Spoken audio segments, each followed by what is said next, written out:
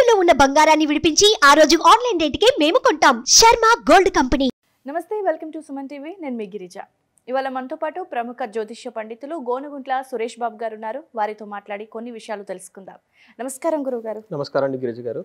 గురువుగారు, మామూలుగా అమావాస్య రోజు నరదృష్టి తగిలితే ఆ రోజు దిష్టి తీసేసేయాలి అని అంటూ ఉంటారు. అది చిన్న పిల్లలకైనా పెద్దవాళ్ళకైనా ఎవరికైనా. అయితే అందులోనూ ఆదివారం అమావాస్య వస్తే మరింత ప్రాముఖ్యత ఉంటుంది అంటారు. అందులోనూ కార్తీక మాసం అసలు మూడు చాలా పవర్ఫుల్గా కలిసి వచ్చాయి. మరి అసలు ఈ నరదృష్టి తీయాలి అని అంటే అసలు నరదృష్టి ఉంది అని మనకు ఎలా తెలుస్తుంది? అంటే ఏ లక్షణాలను బట్టి మనం తెలుసుకోవచ్చు? ఆ దృష్టి తొలగిపోవాలి అంటే ఎలాంటి పరిహారాలు చేస్తే మంచిది అంటారు? మా కోసం అలాగే మా వీక్షకుల కోసం ఒకసారి వివరిస్తారా? సంతోషం అండి. ఇప్పుడు మనకి ఒక శోభాయమైన మాసం, ఓకే, శివులకి కేశవులకి ఎంతో పవిత్రమైన మాసం, ఎంతో ఆధ్యాత్మికమైన ఈ మాసంలో ప్రతిరోజు ప్రతి గంట మనకి ఎంతో ఆధ్యాత్మిక కూడుకోనుండి మనం ఇప్పటిదాకా శనివారాలు చేసుకున్నాం, సోమవారాలు చేసుకున్నాం, అన్నీ జరుపుకున్నాం అండి. కార్తీక పౌర్ణమి చేసుకున్నాం, గుళ్ళు తిరిగాం, అన్నీ తిరిగాం అనమాట. ఇన్ని చేసిన తర్వాత మనకి పూజ అంతా అయిపోయిన తర్వాత మనకి దేవుడు కూడా మంగళహారతి చేస్తారు, ఎందుకంటే దృష్టి పోవటానికని. అలానే ఇంత చేసిన తర్వాత మనకు కూడా దిష్టి తగిలితే అప్పటిదాకా మనం శారీ కట్టుకోం, చక్కగా శారీ కట్టుకుంటాం, జ్యువెలరీ పెట్టుకుంటాం, బయటికి వెళ్తాము, మన మీద కళ్ళు పడి ఉంటే సో ఇది దృష్టి ఉంటుందన్నమాట. అయితే మీరు అడిగిన విధంగా ఫస్ట్ ఈసారి అమావాస్య లాస్ట్ అనమాట, కార్తీక మాసం లాస్ట్ రోజు, అందులోనూ ఆదివారం వచ్చింది, దాంట్లోనూ కార్తీక మాసము అమావాస్య ఆదివారం మూడు కలిసి వచ్చినమాట. ఇన్ని 30 రోజులు మీరు కష్టపడి చక్కగా ఇంత పని చేసుకున్నారు కదా, మీకు ఎవరో ఒకరి దృష్టి పడే ఉంటుంది కదా. అయితే క్వశ్చన్ ఏమందంటే, ఏమండి మాకు దృష్టి ఉందా లేదా, దృష్టి తగిలిందా లేదని ఎట్లా తెలుస్తుంది? సింబాలిక్ అంతే కదా, జనరల్. అంటే పిల్లలు అంటే పెద్ద చిన్నపిల్లలు ఉంటారు, చిన్నపిల్లలు దృష్టి తగిలిందని మనకి ఎలా తెలుస్తుంది? లేదంటే యంగ్ కపుల్స్ ఉంటారు, బయటకి ఎక్కడికో పోతారు గుడికి, అందరూ వాళ్ళని చూస్తూ ఉంటారు, వాళ్ళకి దృష్టి పడుతూ ఉంటుంది. అసలు దృష్టి పడితే వాళ్ళకి ఎలా ఉంటారని చూద్దాం.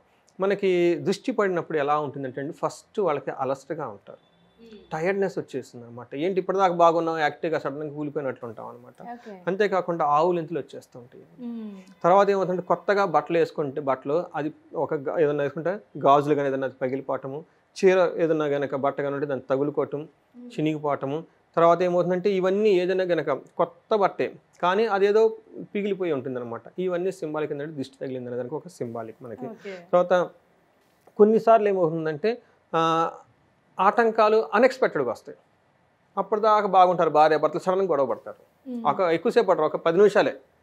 అలా ఇలాంటికి కొన్నిసార్లు మనకు సంబంధించిన విషయంలో వస్తూ ఉంటారు అనమాట. ఏదో ఒక అపోహలు ఉంటాయి భార్య భర్తల మధ్య, బంధువులతో శత్రుత్వం పెరిగిపోవటము, లేదంటే ఏమవుతుందంటే అండి చెడు కళలు రావటం, రాత్రిపూట చెడు కళలు వచ్చేస్తుంటే మనకి నిద్ర లేకపోవటము, అన్నం సరిగ్గా తినకపోవటం, అనారోగ్యం, చేతిలో ఉన్న వస్తువులు టక్కన కింద పడిపోతాం, ఏది తెలియదు. అప్పటిదాకా బాగుండి చేతిలో ఉన్నట్టుండి మన చెయ్యి మనకి వస్తువుకి మధ్యలో గ్యాప్ వచ్చేస్తుంది, కింద వదిలేస్తాం, చూస్తుంటాం కదా, అప్పటిదాకా బాగా పట్టుకొని టక్కన వదిలేస్తాం అనమాట.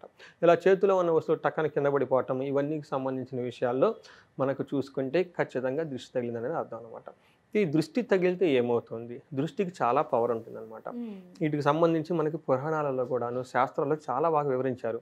మనకి వినాయకుడు కడుపార చక్కగా తిని నడుస్తూ ఉంటే పైన చంద్రుడు చూసి అట్టహాసం చేయగానే కళ్ళ దృష్టి తగిలి పొట్ట తగిలి పగిలిపోతారు. అంటే సాక్షాత్తు గణపతికే దృష్టి యొక్క ప్రభావం అంత ఉంటుందన్నమాట. అందుకని చెప్పేసి దృష్టి ఈమెను మనకి శని కూడాను, శని దృష్టి పడితే ఏమవుతుందంటే బాగుండదు అంటారు అనమాట. అందుకని మనుషులకు కానివ్వండి ప్రతి ఒక్కరికి దృష్టి తగలటం వల్ల ఆ యొక్క నెగటివ్ ఎనర్జీ ఎదుటి వాళ్ళకి తగులుతుందండి.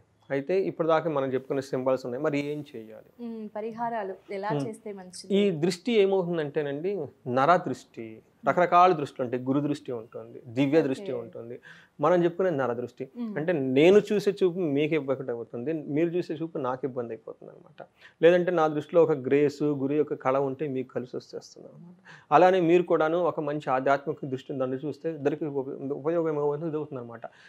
చూసే దృష్టిలో ఏ ప్రాబ్లం ఉన్నా కానీ అవతల వ్యక్తి ఎఫెక్ట్ అయిపోతుంది అనమాట. ఏమి ఎఫెక్ట్ అవుతుంది, ఎలా అవుతుందంటే మనకి ఇక్కడ ఏం చెప్తారంటేనండి, యోగ శాస్త్రంలో యోగా మెడిటేషన్ చేసే వాళ్ళకి ఈ శరీరం అంతా పంచభూతాలతో నిండి ఉంటుంది అనమాట. పంచభూతాత్మకం ఇదం శరీరం అని చెప్తారనమాట. అయితే ఈ పంచభూతాలతో నిండి ఉంది, మీరు నేను భూమి అంతా నిండి ఉంటుంది కాబట్టి ఈ పంచభూతాల్లో ఎక్కడో ఏదో ఒక డిఫరెన్స్ వచ్చేస్తుందండి. ఆ డిఫరెన్స్ రావడంతో ఆ ఎలిమెంట్కి సంబంధించిన విషయాలు మనకు ప్రాబ్లం అవుతూ ఉంటుంది. అగ్నికి సంబంధించిన ఎలిమెంట్ కనుక ప్రాబ్లం అయితే మనం ఏమవుతుందంటేనండి కోపం రావటం, ఓకే, అతిగా మండిపోవటం, ఇవన్నీ చేస్తూ ఉంటాం అనమాట. మనకి నీటికి సంబంధించిన ఎలిమెంట్ కనుక డిస్టర్బెన్స్ అయితే ఏమవుతుందంటే మనకి మోషన్స్ అవ్వటం అనవసరంగా, తర్వాత ఎక్కువగా నీళ్లు తాగాలనిపించటం, దప్పికగా ఉంటాయి, ఇవి ఉంటుంటాయి. మనకి వాయువుకి సంబంధించిన ఎలిమెంట్స్ కనుక డిస్టర్బెన్స్ అయితే ఆవులించటం, అంటే మనకి ఎయిర్లో ఎక్కడంతా సింబాలిక్స్ అనమాట. ఇలా మనకి సంబంధించి కొన్నిసార్లు ఏమవుతుంది, వాయుతత్వానికి సంబంధించి మనకి ఎక్కువ ప్రాబ్లం అవుతుంది. అంటే పిచ్చి పిచ్చి ఆలోచనలు రావటం, నైట్ నిద్రపోవటం, ఇవన్నీ చేస్తుంటాయి అనమాట. కొన్నిసార్లు శూన్యతత్వానికి మనలో ఉంటుందన్నమాట. అక్కడ ఏంటంటే అనవసరంగా బాధలు రావటము, తలనొప్పి రావటము, ఇలాంటి విషయాలన్నీ అంటే ఆ పర్టికులర్ ఎలిమెంట్కి సంబంధించిన విషయాల్లో మనకి డిస్టర్బెన్స్ వచ్చేస్తుందండి. అయితే మనకి దృష్టిని పోగొట్టే విధానాలు కొన్ని ఉంటాయి. మీరు ఇందాక అన్న చూసంటే ఆదివారం చేయాలి, అమావాస్య చేయాలి. ఎందుకు ఆ టైంలో చేస్తామంటే ప్రకృతిలో చాలా ఎక్కువ శక్తి ఉంటుంది. ఆ టైంలో ప్రకృతిలో చాలా ఎక్కువ శక్తి ఉంటుందన్నమాట. ఆ టైంలో కనుక మనం ఇట్లాంటివి కనుక చేస్తే ఆ ప్రకృతి మనకి సహకరిస్తుంది అనే ఉద్దేశంతో ఆ రోజు చేస్తాం అనమాట.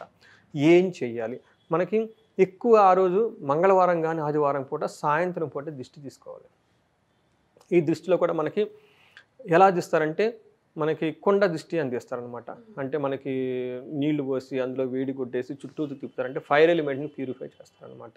మనకి మంగళహారతి ఇవ్వటం, లేదంటే గుమ్మడికాయ పెట్టి గుమ్మడికాయ మీద కర్పూరం పెట్టి వెలిగించడం, ఇవన్నీ ఏంటంటేనండి మనకి ఫైర్ ఎలిమెంట్ మనలో ఉన్న అగ్నికి సంబంధించిన భూతాన్ని ప్యూరిఫై చేసుకునే ప్రక్రియ అనమాట. కొన్నిసార్లు మనకి చీపురి కట్టతో కూడా తిప్పుతూ ఉంటారు కొంతమంది. అంటే ఏమంటే లక్ష్మీదేవికి సంబంధించినది భూమి మీద ఉంటుంది కాబట్టి భూతత్వానికి సంబంధించి మన చుట్టూ తిప్పుతూ ఉంటాం అనమాట.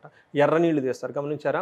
ఇక్కడ కూడాను పంచభూతాలకు సంబంధించినే వాడతారండి. మనకి తెలవకుండా పెద్దవాళ్ళు పెట్టేస్తారు. కర్పూరం పెట్టి తిప్పితే అగ్నితత్వం క్లీన్ అయిపోతుంది, చీపురి కట్ట పెడితే భూతత్వం పోతుంది, తర్వాత నీళ్లు పెడితే ఎర్ర నీళ్ళు తత్వం పోతుంది అనమాట. సో ఇలా మనకి ఇంకా మనకి చాలా రకరకాలు ఉంటాయండి. చాలా రకరకాల కనుక ఇవన్నీ కనుక తీసుకొని ఉంటే ఖచ్చితంగా తీసుకోవాలని చెప్తానండి. ఎందుకంటే పాపం 30 days మీరు కూడా చేశారు కదా కష్టపడి. మనం అనుకోవచ్చు దేవుడు మనల్ని కాపాడుతానే, దిష్టి కూడా మనకు కూడా మనిషి సహాయం కూడా చేసుకోవాలి. ఈ విధంగా కనుక మీరు చూసుకోగలిగితే గుమ్మడికాయ దిష్టి గుమ్మాలకు తీయాలి, ఇంటికి తీయాలి, దేవుడి పటాలకు తీయాలి, దేవుళ్ళకి తీయాలి. ఇలా కనుక దిష్టి కనుక తీస్తే ఆ 5 elements చక్కగా వచ్చి ఎక్కడైనా అపశృతులు కానీ ఉంటే కనుక అవన్నీ పోయేసి మళ్ళీ నార్మల్గా స్టార్ట్ అయిపోయి ముందుకు వెళ్ళిపోవచ్చు.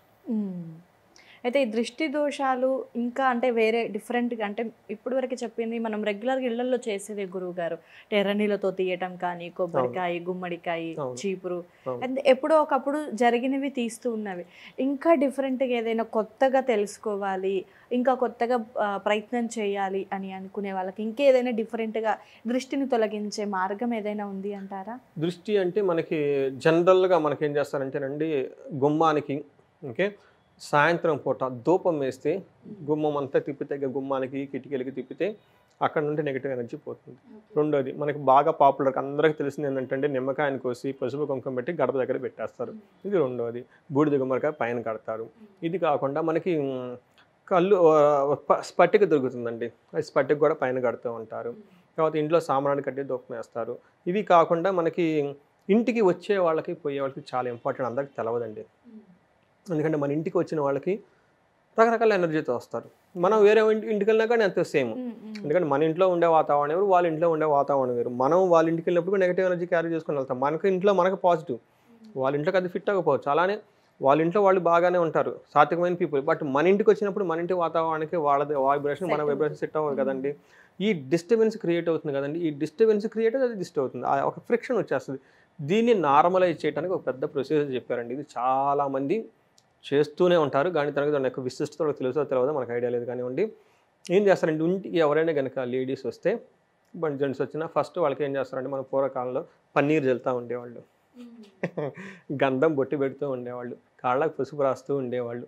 తర్వాత వాళ్ళకి మనకి వెళ్ళేటప్పుడు కూడాను గాజులు ఇవ్వటము, ఓకే, తర్వాత బొట్టు పెట్టటము, తాంబూలం ఇవ్వటము, చీర ఇవ్వటము, స్వీట్ ఇవ్వటము, నీళ్ళు ఇవ్వటము, ఇలా రకరకాలు వాళ్ళకి ఇవ్వాలంటే అంటే మన ఇంట్లో ఉన్న వస్తువులను వాళ్ళకి ఇస్తే ఏమవుతుందంటే శక్తి పాసన జరుగుతుంది. అంటే ఎనర్జీ ఎక్స్చేంజ్ అవుతుంది ఇటు నుంచి అటు నుంచి.